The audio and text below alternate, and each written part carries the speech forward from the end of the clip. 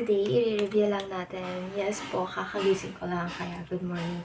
So, this is my first time, guys. And today po, i-review natin itong Nizoral shampoo for anti-dandruff po. Binili ko to sa harap po ng work ko.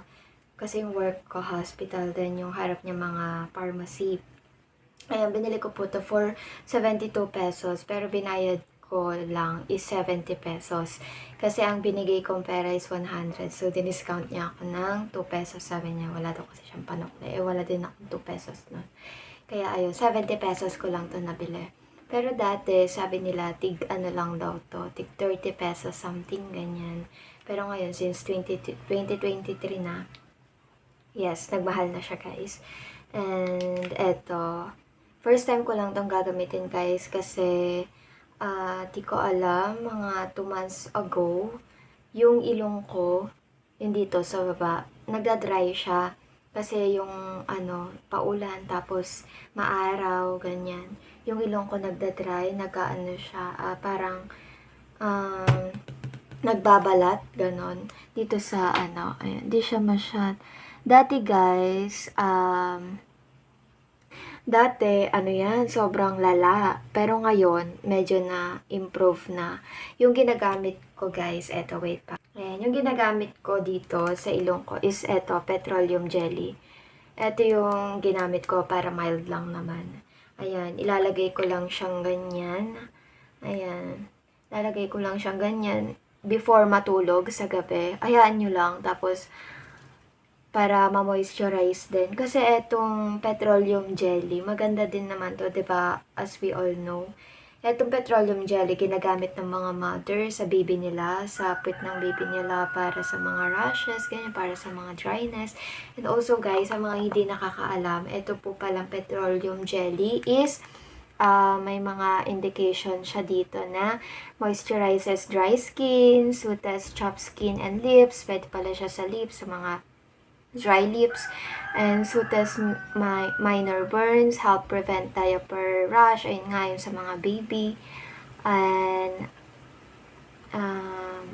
soothes minor scrapes, cleanse area thoroughly before applying. Ito, super effective na to, guys, kahit matagal na to, super effective na to para sa akin, kasi ayun, dati sobrang lala ng pagbabalat dito sa gilid ng ilong ko. As in, makikita mo talaga na kapag kakinati mo, mahuhulog yung mga white na parang dandruff, ganyan.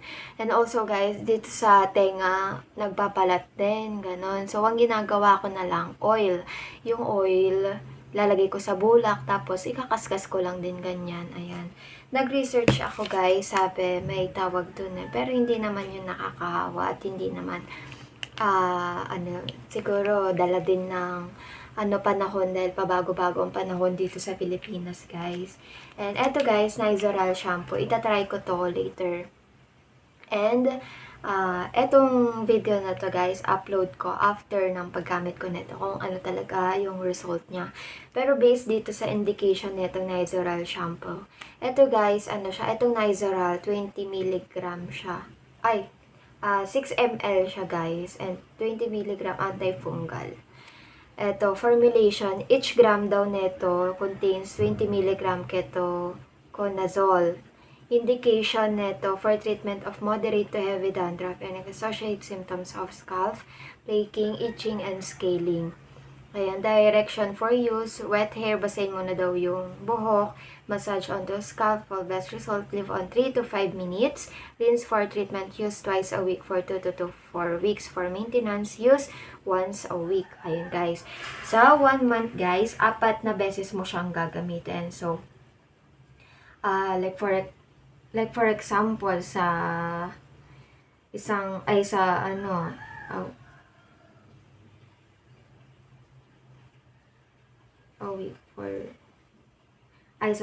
sa 1 week, gagamitin mo siya ng 2 beses. Sa 2 beses sa 1 week. For 4 weeks yon.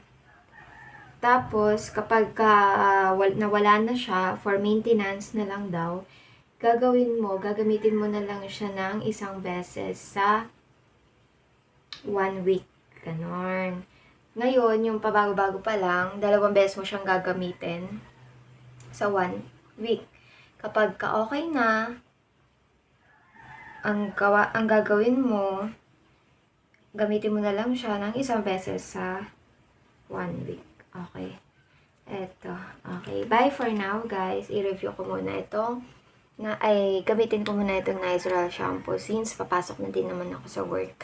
And bye! Balikan ko kayo after kong ginamit to.